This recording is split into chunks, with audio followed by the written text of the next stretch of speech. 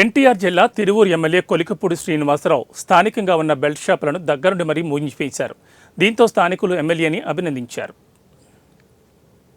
8 గంటల తర్వాత నేనే ప్రత్యక్ష కార్యాచరణకు దిగి ఈ తిరువూరులో మద్యం లేకుండా చేసే బాధ్యత నాది.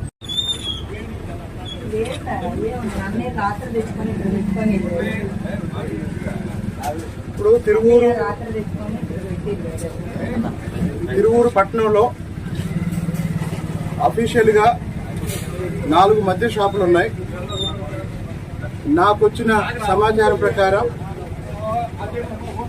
ఒక 35 బెల్ట్ షాపులు ఉన్నాయి. ఈ 35 బెల్ట్ షాపులతో పాటు నియోజకవర్గంలో 4 మండలాల్లో మొత్తం 130 దాకా బెల్ట్ షాపులు ఉన్నాయి.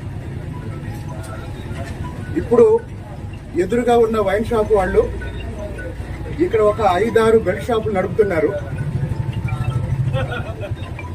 ముందు ఈ వైన్ షాపుని లైసెన్స్ క్యాన్సిల్ చేయాలి. ఆ తర్వాత పదండి. తిరువూరు పట్టణంలో అధికారికంగా 4 మద్య షాపులకి అనుమతి ఉంది. కానీ ఈ 4 మద్య షాపుల యజమానులు